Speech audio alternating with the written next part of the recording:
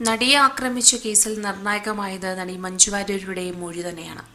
വിവാഹമോചനത്തിലെത്താൻ കാരണം ദിലീപ് കാവ്യ ബന്ധമാണെന്നായിരുന്നു മഞ്ജുവിന്റെ മൊഴി. ബന്ധത്തിന്റെ പേരിൽ വീട്ടിൽ പ്രശ്നങ്ങളുണ്ടായിരുന്നു. മഞ്ജുവിനെ അറിയിച്ചത് അതിജീവിതയെന്ന് ദിലീപ് സംശയിച്ചിരുന്നു. അതിജീവിതയെ ദിലീപിന് സംശയമുണ്ടായിരുന്നുവെന്നും മഞ്ജു മൊഴി നൽകിയിട്ടുണ്ട്. നടിയെ ആക്രമിക്കാൻ പൾസർ സുനിയും ദിലീപും ചേർന്ന് നടത്തിയത് 4 വർഷം നീണ്ട ഗൂഢാലോചനയെന്നാണ് ക്രൈംബ്രാഞ്ചിന്റെ കണ്ടെത്തൽ. ഗൂഢാലോചനയിൽ മാഡത്തിനും പങ്കെന്ന വിവരത്തിൽ അന്വേഷണം കാവ്യ മാധവനിലേക്ക് നീണ്ടു. കുടുംബ ബന്ധം തകർത്തതിന്റെ വൈരാഗ്യമാണ് ആക്രമണമെന്ന് പ്രേരണയെന്നും കുറ്റപത്രത്തിൽ പറയുന്നു.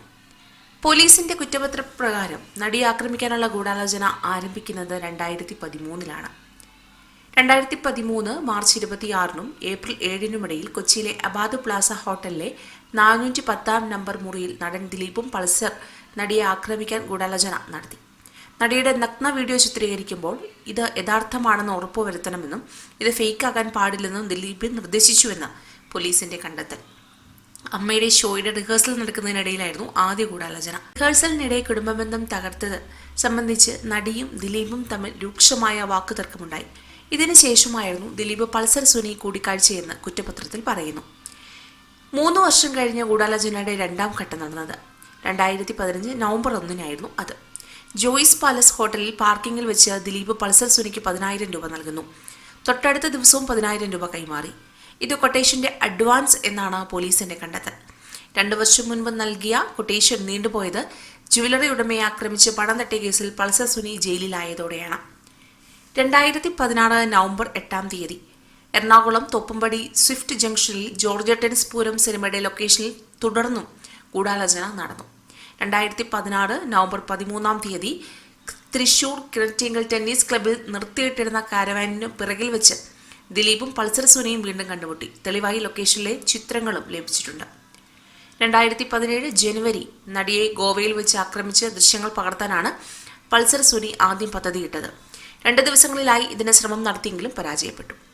ഒടുവിൽ 2017 ഫെബ്രുവരി 11-ന് ജനുവരിയിലെ നീക്കം പരാജയപ്പെട്ടതോടെ നടിയെ ആക്രമിക്കാൻ പൾസർ സുനി വിപുലമായ പദ്ധതി തയ്യാറാക്കി. കേസിലെ 100-ാം സാക്ഷി നെൽസന്റെ തമ്മനത്തെ വാടക വീട്ടിൽ സുഹൃത്തുക്കളുമായി ഇതിന്റെ ഗൂഢാലോചന നടന്നു.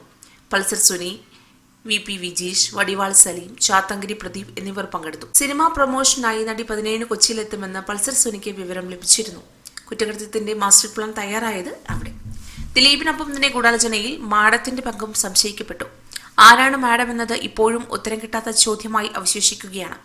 ബാലചന്ദ്രകുമാറിന്റെ വെളിപ്പെടുത്തലിന്റെ അടിസ്ഥാനത്തിൽ കാവ്യ മാധവനെ ക്രൈംബ്രാഞ്ച് ചോദ്യം ചെയ്യുകയും ചെയ്തു.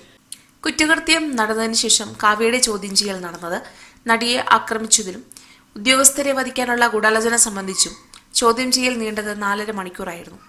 കാവ്യയുടെ മാതാപിതാക്കളും ഭർത്താവിന്റെ സഹോദരിയും തുടർന്നുള്ള ദിവസങ്ങളിൽ അന്വേഷണ സംഘത്തിന്റെ ചോദ്യമുനയിലെത്തി. കാവ്യയുടെ സ്ഥാപനം ലക്ഷ്യയും നടി ആക്രമിക്കപ്പെട്ട കേസിനൊപ്പം ചർച്ചയായി. നാളെ ഇതിനെല്ലാം ഒരു തിരശ്ശീല വീഴുകയാണ്. ഇത്രനാൾ സംഭവിച്ചത് എന്തെല്ലാമാണ് എന്നറിയാൻ മലയാളികൾ ഓരോരുത്തരും ആകാംക്ഷയോടെ കാത്തിരിക്കുകയാണ്. തക്കതായ ശിക്ഷ തെറ്റ് ചെയ്തവർക്ക് ലഭിക്കണം എന്ന് തന്നെയാണ് മലയാളികൾ ഓരോരുത്തരും പറയുന്നത്. കൂടുതൽ വാർത്തകൾക്കായി ഈ ചാനൽ സബ്സ്ക്രൈബ് ചെയ്യുക.